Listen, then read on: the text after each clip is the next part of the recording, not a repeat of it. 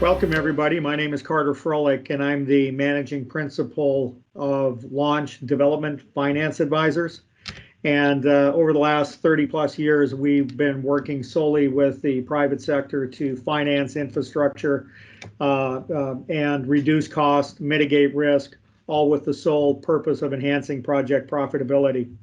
Today, we're beginning what we hope will become a regular series, and that is a video podcast where we provide the industry with valuable information on experiences we're running across as we finance infrastructure, some of the opportunities we're seeing in the financing space, as well as challenges and solutions for overcoming various challenges that the industry is facing.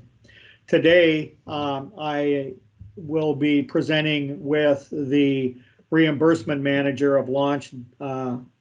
His name is Curry Froelich, and he's our LRS manager located in Scottsdale, Arizona. As a little background, the Launch reimbursement system is a system that we developed to process reimbursements for our clients, whether they're doing community facilities districts in California, or whether they're doing community development districts in Florida, or any of the other districts that fall in between those two bookends. So with that, we're going to be going through 9 specific issues that we see reoccurring time and time again as we process reimbursements for our clients across the United States. So the first issue that we would like to talk about today is non-compliance with required public procurement requirements of the state in which the district is located. Curry, can you give me an example of what non-compliance with public procurement requirements is? Yes, an example of non-compliance with required public procurement requirements would be in the state of Arizona, not publicly bidding your projects from the very beginning would be an issue, and it's an issue that cannot be fixed after the fact. And so that's something that's very important to make sure that occurs. Yeah, that's a good point, Curry. And so, within the state that you're practicing and building and seeking reimbursement, you really have to know what you have to do to be able to be reimbursed through the special purpose taxing district. And as Curry had mentioned, in the state of Arizona, for instance, we have to go through the public procurement process and award the contract to the lowest responsible bidder. And as a point, and as an exact example of the challenges that this can lead to, we were working with a public builder to establish the district, which we did. We had gone through numerous times outlining what had to happen for the builder to be compliant with public procurement requirements in the state of Arizona. We even went to the city, sat down with their public works department. They explained it as well. And the land development director went out and he only competitively bid the projects. He did not follow the public procurement requirements. And as a result of that, they were unwilling to go back and rebid all of their projects because they're under a time constraint. And as a result, none of their projects totaling $33 million were able to be reimbursed through the district. So we went through all of that work for nothing. So, before you go and start bidding your contracts, make sure that you're absolutely certain you know what the requirements are and that you're adhering to them as you go forward. So great comment, Curry. Let's go to number 2. And that is contracting multiple infrastructure projects with one construction contract. Curry, what exactly is that, and why is that a challenge? This can be a challenge because when you include, for example, multiple sub-projects within a single contract, it can be difficult during our invoice review process to determine which construction costs are applicable to the project we're requesting, or I should say the sub-project we're requesting reimbursement on. It's difficult if there's multiple sub-projects included in a single project. Yeah, good point. So yeah, as these invoices come in, if they've got multiple sub-projects or one contract, you have to sit there and break out the invoices, read the descriptions of the work done, and then hopefully allocate that to the correct sub-project, right? Correct. And I bet sometimes that gets kind of tricky because I've got to believe that not all the descriptions are very quote unquote descriptive. And that's exactly right. You usually have to discuss that with the home builder or developer, and they're having to rely on their own memory to try to remember what type of work occurred during the time the invoices were prepared, and it opens up the door to potentially slowing down receiving reimbursements when the district engineer is reviewing the work. Yeah, because I bet they've got their own subjective ideas of where those costs should go, and so the result is you're having to go back and talk to the home builder, disrupting his or her day, or the developer his or her day. Then you've got continue discussions with the engineers, and here again, all of this leads to more time, more money, and a delay of receiving reimbursements, which is kind of one of our mantras. The reason we do this through the LRS is to accelerate cash into our clients' pro formas. So let's go on. Good points, Curry. Let's go on to number 3. Number 3 is failure to pay prevailing wage or missing certified payrolls. And we really see this primarily in the states of California and Nevada. And to some degree, that's self-explanatory. But Curry, do you want to give the listeners an example of this issue and what can be done, if anything, to correct it? Yeah, the best way to handle this in California and Nevada is to include prevailing wage in the original construction contracts from the very beginning. Failure to include prevailing wage is going to cause a problem because you're going to need to have paid prevailing wage at the correct rate. And if you didn't, one thing that can happen is you need to go back and issue change orders in order to pay the difference between the prevailing wage rates, which are required, and the original rates that were paid initially. And so it's something that can be a very time-consuming process for the home builder or developer to go back and try to calculate and correct once you are getting ready to request reimbursement. And what happens if you don't pay prevailing wage or just say, we're not going to do it? Yeah, if you don't pay prevailing wage, then the construction costs that we would be requesting for reimbursement would be ineligible for reimbursement until prevailing wage is paid. Yeah, good point. So this kind of gets back into number 1, right? We have to understand what are the requirements, and some of that public procurement requirements, buried deep down in statute in some states is you got to pay prevailing wage on these projects. So good comments there, Curry. Number 4 is seeking reimbursement for infrastructure that's not eligible for reimbursement. I mean, that seems kind of weird. Wouldn't our clients normally know that what's eligible and what's not eligible? Why is this an issue, Curry? Well, this is an issue because examples of infrastructure that would be ineligible for reimbursement would be dry utilities, monuments, usually landscaping, flowers, etc.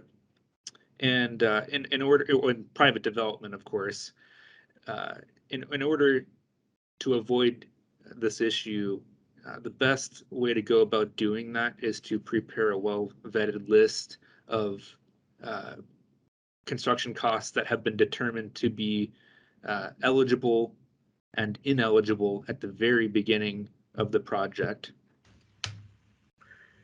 Absolutely right. And so, for instance, we have seen, and I know this because you were talking about it, where clients were submitting a roadway, and as part of that roadway reimbursement, they had included private water and sewer utilities, which are non-eligible for reimbursement through tax-exempt bonds. So here again, they had to carve out that infrastructure and only go back for the items that are eligible. And to your point, Curry, this is why as part of our what we call the launch sequence, which is broken into the planning, implementation, and management of districts, we're going through working with you, with your engineers, to determine what infrastructure is eligible and which infrastructure is not eligible for reimbursement through the special purpose taxing district. And then with that, we're putting together a financing, kind of what we call a cost bucket analysis on what infrastructure will be reimbursed through bond proceeds, what infrastructure may be reimbursed through development impact fee credits and or reimbursements, what infrastructure is going to be reimbursed through other benefiting landowners cost sharing agreements, so that we really understand what tools are being used to reimburse what infrastructure. And then this needs to be communicated to all team members, and we're going to get into that in just a minute. So good comments. Number five is the underestimation of eligible project costs, and as a result of that, we have more bond proceeds than we have eligible infrastructure costs. Hard to believe, but it does happen. Curry, how do we at launch address that issue to make sure that this incident never occurs? Well, this is also related to common reimbursement error number 4 we just discussed, but when we prepare that well-vetted list at the beginning of the project, it really gives you an idea of how much construction costs we're going to want to be able to come up with that are eligible for reimbursement before the projects end, in order to make sure that we are requesting enough construction costs that equal the net bond proceeds available. Sometimes what you can do is include alternate projects that we would be requesting reimbursable costs on. Yeah.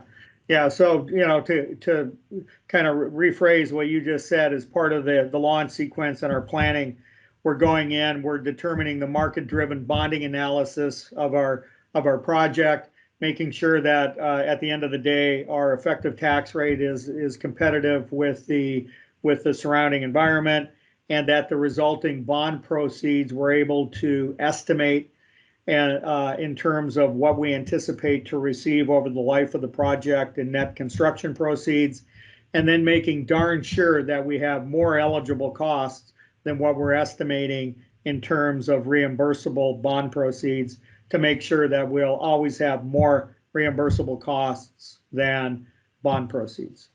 So precisely, you do not want to leave money on the table when there are potentially eligible costs that we could request for reimbursement. Yeah, and I think we call that the ninth deadly sin here at launch, right? Exactly Leaving right. money on the table. Yeah, that's a no-no. Okay, number 6, ensuring consistency of project names and descriptions between invoices, lien releases, contracts, change orders. What the heck is that, Curry, and why is that important? This is simply administrative errors on the contractor's part, and usually what this entails is an invoice is prepared by the contractor, and it may reference the wrong project number and or name, or even the contract number on it as well, and it makes it difficult during our review process to determine if these costs are eligible for reimbursement on the specific project we are working on. And if we have these questions, I guarantee the engineers reviewing the reimbursement work will also have these questions, therefore slowing down the developer home builder receiving their reimbursable funds. Yep. Here again, and we just want to try to keep the process as smooth as possible, and that is communicating effectively and efficiently with our contractors to make sure that we're all calling the projects the same name, that we're all referencing PO numbers the same, etc. Because if not, I know the district engineers think this is a different project and it's not reimbursable, and it just sets in motion a lot of discussions. Here again, taking time and money and slowing up our reimbursement process. So number 7 is treating the reimbursement process as an afterthought and having to play catch up. Curry, you want to add some color to that one? Yeah, this can cause problems if invoices, contracts, change orders, any necessary documentation depending on the state, for example, prevailing wage reports, if those aren't uploaded regularly, it makes it can open up the door for potential issues because we're waiting until the last minute to start reviewing all of the documentation, and if we find errors in it, we're going to have to go back and fix it later on down the line, and we don't want to hold up the process before the binder is ready to submit for reimbursement. Yep. And that makes the accounting, the contracting department, here again, they have to drop everything that they're doing, go back, assemble all the documents that hadn't been uploaded and put into the LRS, and it just takes a lot of time and money. The thing that we always refer to is that we working with our developers and our home builders, we spend a lot of time and our clients spend a lot of money working with the jurisdictions to set up the special purpose taxing district, to go through the public procurement process, to make sure our job costs are set up, to build the improvements, and this is, and to issue the bonds. And this is the last step that we need to go to get our clients the money.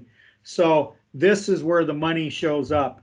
And to treat the reimbursement process as an afterthought is very, very short-sighted, because this is the way that we can, if we're working efficiently and effectively and on a monthly basis, once the project is done, the letters of acceptance received, we are able to submit those reimbursements, the reimbursement binders, and provided there's bond proceeds to get you reimbursed for all of the work that you had done and accelerate cash into your pro forma. So this is, I can't stress enough to set up your processes and to work on your reimbursements on a monthly basis. So thanks for that, Curry. Number 8 is mixing reimbursable construction costs with non-reimbursable construction costs in the job cost system.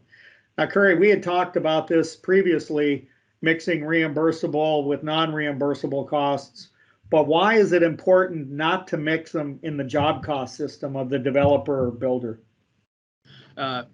Most importantly, it helps align expectations. So, an example, we're not factoring in ineligible costs that we discussed a little earlier in example 4. For example, ineligible costs of monuments, dry utilities. So we're really aligning corporates' expectations for the amount of construction costs that are actually eligible, not the total amount of construction costs, but the eligible total amount. Right, because we have seen some of the project managers talking to management, and they're looking at the job cost system and said, for XYZ road, we're going to get paid $5.6 million. However, the number they were picking up off of the job cost system, the 5.6 million, included a lot of ineligible costs that the district was not going to be able to reimburse. Keep in mind, different states, different districts, can finance different infrastructure, but the But at the end of the day, rather than getting 5.6 million, we were able to get 4.8 million after we backed out the excluded infrastructure. But the point being, he had miscommunicated to management the amount of money that they were actually going to be able to be reimbursed, just because it was all included in the job cost system. So that's a way of aligning management and operations expectations into what truly will be reimbursable costs as opposed to total costs. So thanks for that, Curry. And then last but not least is the land and legal departments not communicating with operations and the accounting departments. And Curry, if you don't mind, I'll take this one. But during the the last run up, the 04, 05, 06, we saw the land departments and the legal departments tying up land, entitling the land, and with various agreements, setting up districts. And during this time, there was also a lot of transition of talent between builders and between developers, as everybody was looking to hire talent. And as a result, a lot of these transactions were not communicated to the operations and accounting departments. I mean, literally files just sat in offices. I'm not making this up. And as a result of that, I developed a thing that we called the look back diagnostic review, where we go in to the various divisions, and we found for 33 different divisions $133 million of unreimbursed costs because they had never been communicated, and or no attempt had been made to go collect those from adjacent landowners, from jurisdictions, from agencies. So one of the things that we strongly recommend is that builders, developers develop strong processes to make sure that the essence of the transactions that are being cut with jurisdictions and districts is communicated to operations and accounting, so they have expectations related to what reimbursements are coming, what for what facilities, in what amounts, in what time periods, making sure that we're paying the right amount of impact fees at the permit windows, etc. Because this is a way to lose track, as I had indicated before, of a lot of revenue that can add money to your coffers to enhance your project profitability and the operations of your company or your division. So what Curry and I have just gone through are 9 kind of common reimbursement errors that we see. We strongly urge you, should you have any questions related to special districts or to processing reimbursements, to reach out to Curry or myself so that we can answer your questions and, to the extent necessary, help you overcome some of these very common reimbursement mistakes and errors that we see, so that you're able to accelerate cash into your pro forma.